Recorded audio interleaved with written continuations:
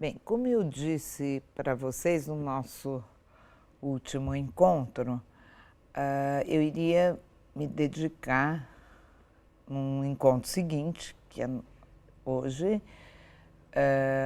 a discutir com mais detalhe as contribuições que as pesquisas que se voltaram para analisar como a avaliação vem essencialmente sendo concebida e vivenciada nos contextos escolares, o que elas vêm significando, que finalidades elas vêm afirmando, né? Então, o nosso encontro de hoje se dedica a discutir concepções e práticas avaliativas dominantes em contextos escolares. Por que eu estou dizendo dominantes? Porque eu quero deixar bem claro que os contextos escolares são muito diversos no país, né? Assim como o nosso país é extremamente desigual e diverso, também nossas escolas são extremamente desiguais e diversas. E o que eu vou trazer é o que eu diria, o que de forma mais recorrente acontece nas escolas, o que não significa dizer que não tem escolas, que não tem grupos de professores que já venham superando essas concepções e práticas dominantes, né? Eu assinalei aqui quatro das principais revelações que os estudos têm mostrado, né?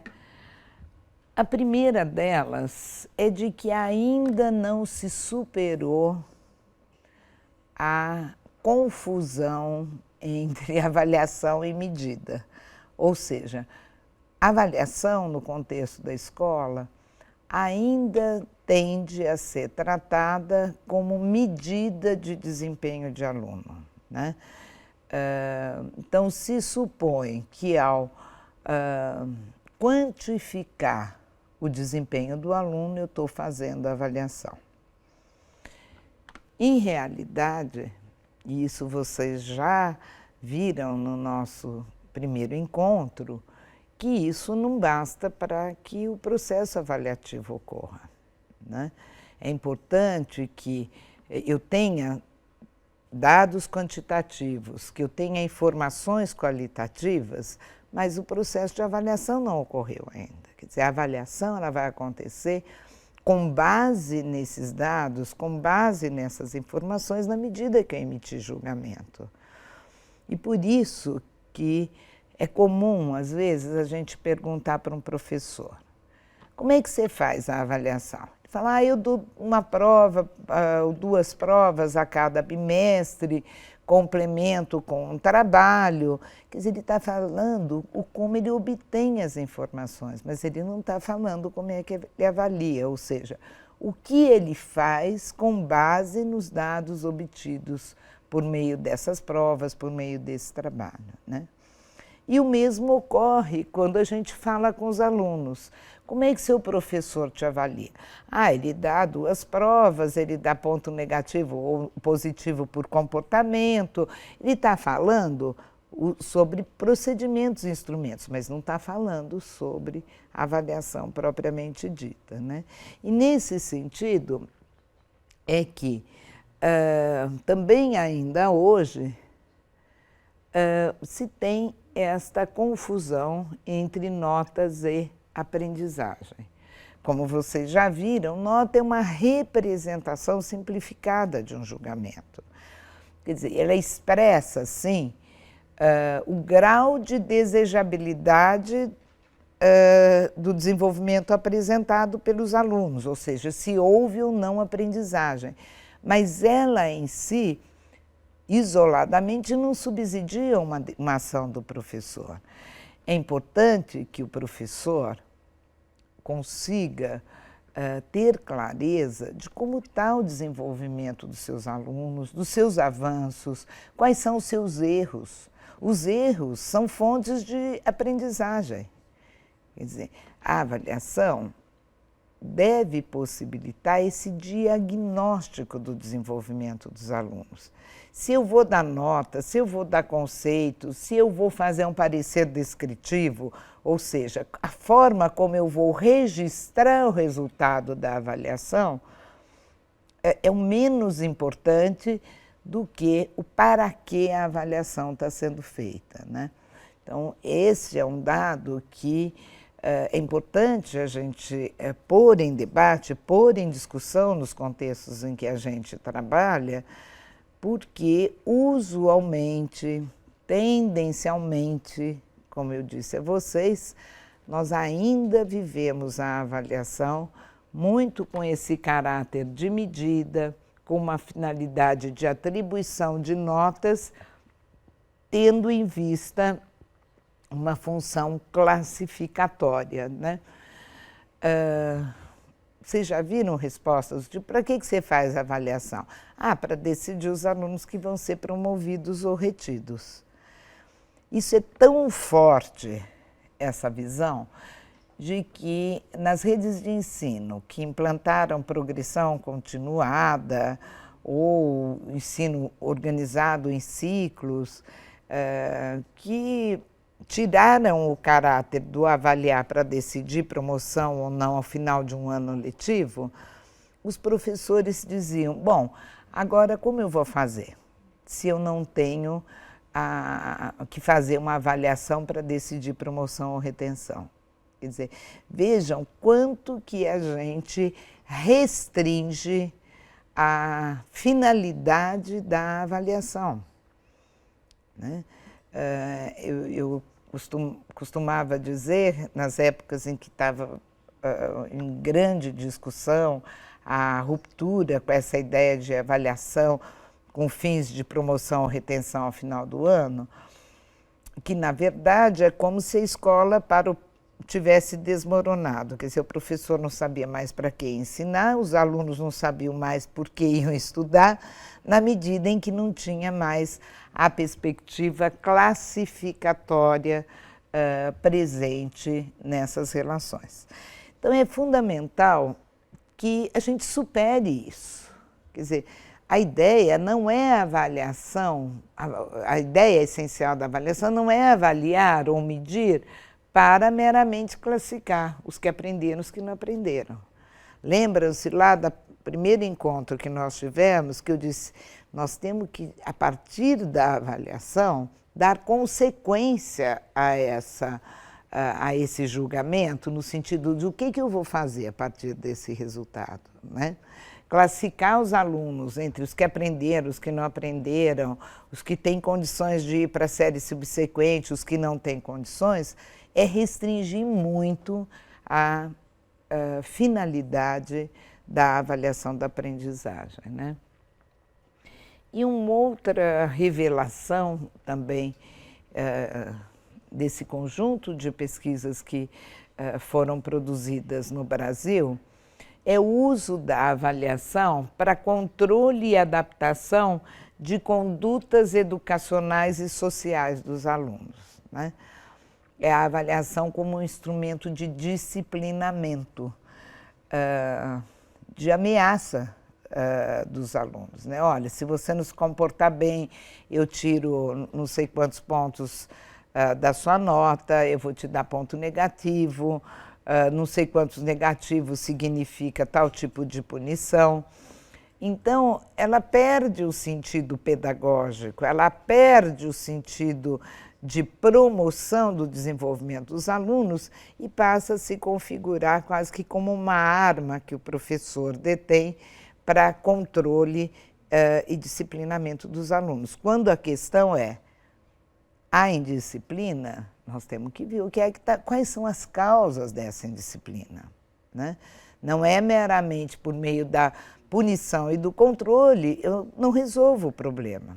Eu costumo brincar e dizer assim, bom, se punir por meio das avaliações resolvesse o problema da indisciplina, quando chegasse no final do ensino fundamental, nós teríamos o problema solucionado, quando, na verdade, os depoimentos dos professores revelam que muitas vezes você tem uma intensificação dos problemas disciplinares, né? Então, portanto, ter na avaliação um instrumento de controle, de adaptação de condutas educacionais e sociais dos alunos é um equívoco e, além do que, é uma perspectiva que se mostra totalmente ineficiente, né? Portanto, o desafio que se coloca para nós educadores é como vivenciar a avaliação com outras finalidades. E eu diria, que finalidades a literatura vem apontando? Que finalidades a literatura vem reiterando, né? Então, uma das finalidades bastante enfatizadas na literatura é de diagnosticar. Então, a avaliação serve tanto para diagnosticar o estágio de desenvolvimento dos alunos no início de um trabalho com um grupo, com uma turma, como diagnosticar o desenvolvimento desse aluno no decorrer do processo de trabalho e permitir que os professores e os próprios alunos façam escolhas informadas pelos elementos trazidos pela avaliação, né? Então, a avaliação como um meio de diagnosticar o desenvolvimento, o crescimento dos alunos e apoiar ações e intervenções que lhes propiciem o desenvolvimento, né? A função de retroinformação, quer dizer, constatados os resultados pela avaliação, eu tenho que decidir, bom, mantenho o planejamento tal como está proposto, tenho que replanejar. Replanejar o quê? Replanejar para quem? Para todos os alunos, para o grupo classe, para alguns alunos, né? Então, não é meramente constatar, mas é agir com base nas constatações obtidas.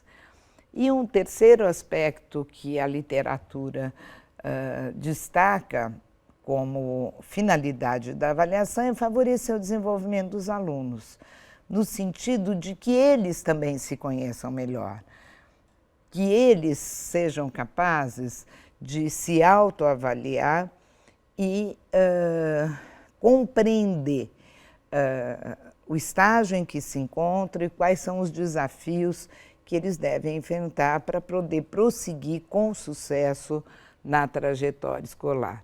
E, portanto, a função classificatória, que muitas vezes é que ganha destaque nas nossas discussões relativas à avaliação da aprendizagem, ela é uma função secundária na discussão relativa à avaliação. Quer dizer, o que ganha centralidade é a avaliação numa perspectiva formativa, que se volte à inclusão e não à exclusão escolar, né? Portanto, o compromisso da escola deveria ser com o quê? Com a permanência e com a terminalidade de ensino para todos os alunos com aprendizagem, né? Ela não deveria servir para selecionar os bons, os maus alunos, os que devem permanecer, os que muitas vezes, como eu já ouvi dizer, esse aluno não tem cabeça para ficar na escola, né? Quer dizer, o nosso compromisso é com a exclusão ou com a seletividade e exclusão escolar, né? E, portanto, é fundamental ter claro o seguinte, gente. Só vai pensar em romper com essas tendências dominantes, com essas finalidades dominantes a que vem servindo a avaliação escolar, quem tiver comprometido com um projeto educacional e escolar que sirva à aprendizagem, que sirva ao desenvolvimento de todos os alunos. Nesse sentido, eu convido a vocês a refletirem sobre essas questões. Afinal, qual é o nosso projeto educacional? Quais os princípios que devem orientar a organização do trabalho escolar? Qual é o nosso compromisso com os alunos da escola e, para além desses, com a construção de uma escola de qualidade? O que entendemos por qualidade? Nós vamos trabalhar numa perspectiva de que qualidade é para todos, que o direito a uma escola de qualidade é para todos, que todos os alunos serão capazes de aprender desde que lhes sejam propiciadas condições para isso? Ou eu vou trabalhar numa perspectiva de que tem alunos que não têm cabeça para ficar na escola, né? E eu diria para vocês que a grande questão é essa. É uma questão de opção por um projeto de inclusão escolar de todos os alunos. Certamente, os elementos que eu trouxe nesses encontros introdutórios para vocês não foram novos. Certamente vocês vão dizer, a gente já conhecia muito dessa discussão, desse debate de avaliação. Certamente vocês já tiveram acesso a textos, a artigos, a livros que discutiram avaliação de aprendizagem. Em suma, eu diria para vocês, informações sobre o tema de avaliação de aprendizagem, talvez vocês já tenham muitas. E eu pergunto, por que as práticas não se alteram? A tendência, muitas vezes, é a gente dizer, não, porque é a determinação da secretaria, a legislação exige. Nós não mudamos as nossas práticas, porque no fundo, nós não mudamos, não pomos em questão os valores que orientam a nossa atuação docente. No limite, nós acreditamos ainda de que é nosso papel selecionar bons e maus alunos, classificar os nossos alunos. Enquanto nós não assumirmos um compromisso como escola inclusiva, nós não vamos mudar em essência a forma como a gente vivencia a avaliação de aprendizagem. É por isso que eu digo, o que está em questão é essa, afinal, qual é o nosso projeto educacional, né? Por isso que a gente fala, é muito difícil mudar a avaliação. É difícil mudar a avaliação, não é por questões técnicas, não. Não é por falta de informações. É difícil mudar a avaliação porque nós não estamos colocando em questão os valores que orientam a nossa prática pedagógica, né? E com essas indagações eu vou terminando esse nosso terceiro encontro, que é parte de um conjunto de atividades, né, que estão encadeadas e organizadas, e agradeço a atenção de vocês e espero ter contribuído, ao menos deixando algumas questões para vocês refletirem, que envolvem a avaliação da aprendizagem, mas que, para além dela, envolvem e supõem uma reflexão sobre o projeto educacional e social com o qual vocês estão comprometidos. Obrigada.